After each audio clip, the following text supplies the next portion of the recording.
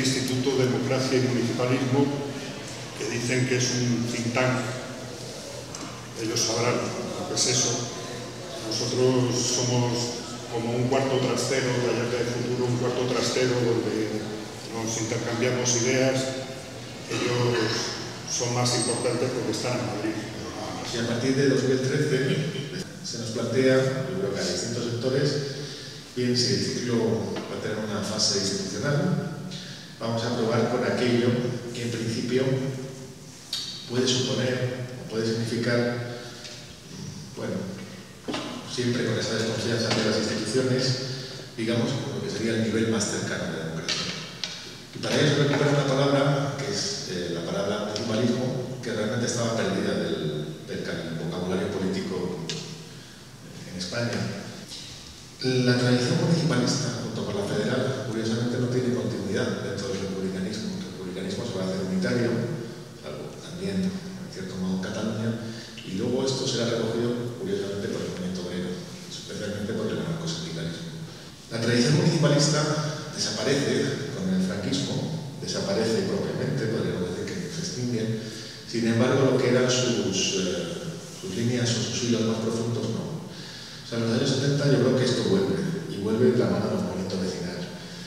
Y yo creo que la última ola que hemos vivido, o sea, en este proceso que hemos vivido desde el principio de 2015, las elecciones de mayo, el registro, no sé, es enorme, creo que en Madrid anda por los 50 y tantas, pero a nivel de Estado probablemente superen el medio millón. Son candidaturas que muchas veces se forman a partir de asambleas, pues bueno, que recortan o tratan de recoger lo mejor que hay en los lugares, ¿no?, en los cuales se producen. Las posibilidades yo creo que son movidas, es decir, lo que ha permitido es que básicamente tejidos vivos sean capaces de llegar a la institución. Por otra parte, lo que llegan es a una institución que obviamente no te la puedes inventar, es decir, que ya está creada.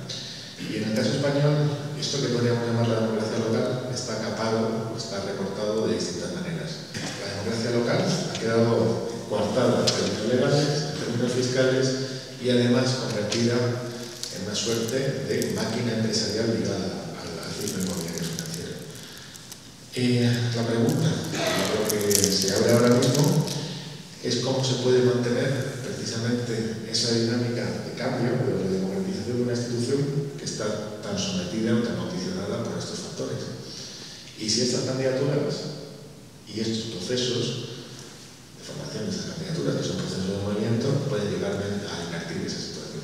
Se quiere hacer las cosas, evidentemente, de una manera que no la ha hecho la vieja élite política, pero no se está dispuesto a quebrar lo que son las propias relaciones de fuerza que a día de hoy determinan las políticas municipales. Esto es sustraer todo lo que se ha privatizado, todo lo que se ha robado y sobre todo cambiar la institución. Cambiar la institución de tal manera que no simplemente genere mecanismos de participación, sino que convierta la institución en una prolongación de lo que es la propia población, de lo que es la propia sociedad que vive en esos pueblos. O sea, yo quiero hablar sobre todo de la experiencia de Cienpozuelos. Cuando uno llega al gobierno, llega de muchas maneras. Las primeras contradicciones parten de todo este tipo de asimetrías. El margen de maniobra es muy diferente dependiendo de la capacidad que se tienen los plenos en términos institucionales.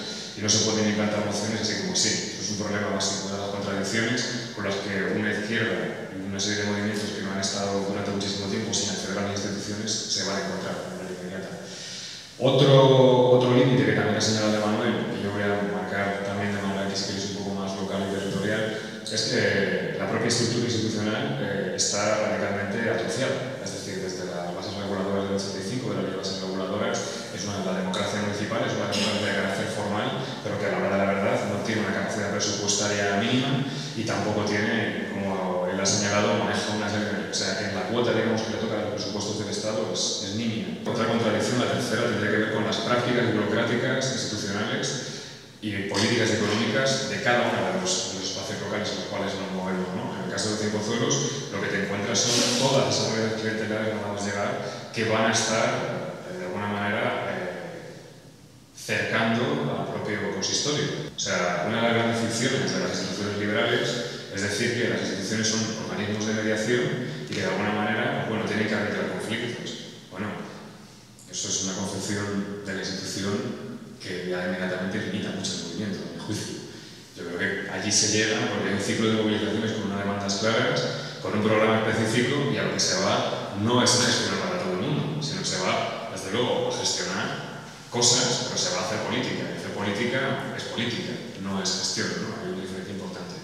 Y por último, había una contradicción más, si queréis, que no me digo que ha señalado Manuel, y en la cual yo quiero insistir un poco más. Pero es que sucede cuando llegas a la institución. Pues llegas a una institución y te encuentras con una contradicción muy fuerte. Es que para hacer valer tu programa necesitas un apoyo social enorme. Es así. E incluso necesitas que la gente que te ha votado te obligue a cumplir tu programa. Y si no te obligan a cumplir tu programa, entonces tenemos un problema importante. O se reactiva el tejido popular y se buscan formas de reactivación del tejido popular, o desde luego no se van a poder acometer muchísimas cosas. Obviamente esto precisa un diagnóstico local y específico. En Cienpozuelos nosotros lo hemos hecho y estamos trabajando en ello, digamos. ¿Cómo está el municipalismo democrático en el entorno europeo? ¿Está más avanzado, está paralizado o no tiene nada que ver?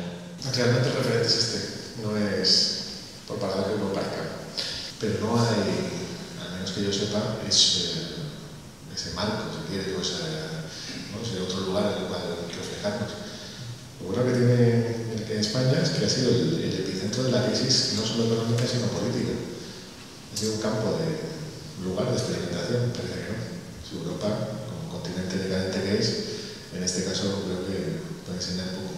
El término municipalismo parece no contemplar esta diferencia de clases sociales que se producen dentro del mismo municipio. Simplemente quería saber cómo se puede conciliar las ansias de ruptura con las miles de limitaciones que nos encontramos a diario en los ayuntamientos. Me interesa el tema esto de las contradicciones, ¿no?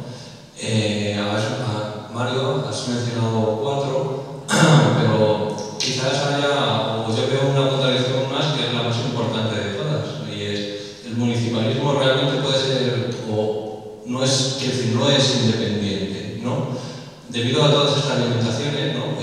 Legales, fiscales, presupuestarias, es imprescindible la conquista también del poder a otros niveles, ¿no? Porque si no te encuentras con esa contradicción, que es la más grande de todas, y que al final te aboca pues, a la melancolía, ¿no? A que no puedes llegar a cumplir todo lo que tú te has propuesto.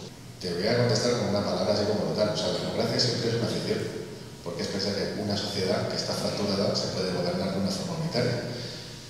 Lo que hace la democracia es precisamente rebajar esa guerra civil que existe en la sociedad, civilizarla y convertirla en argumentos.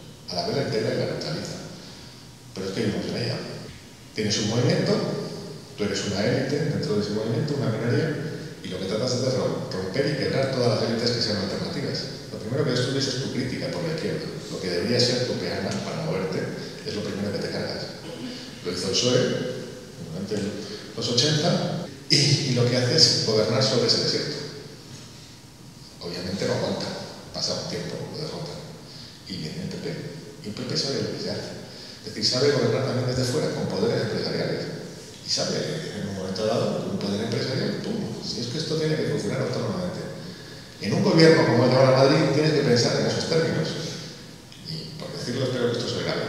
Y por decirlo claramente, o sea, tú tienes a Manuela Carmena, que lo que es una mujer del PSOE. Alta nobleza de Estado del PSOE, no es más. O sea, es el peor candidato que podríamos tener. Por eso es un gobierno fracturado. Y es un gobierno que funciona con una coalición de dificilísimos equilibrios, pero con intenciones claramente diversas. Las cosas se hacen o no se hacen, y se tiene voluntad de hacer o no, incluso si hay tiempo o no hay tiempo. Pero se puede marcar una agenda muy clara, muy cita y sobre todo debatirla públicamente.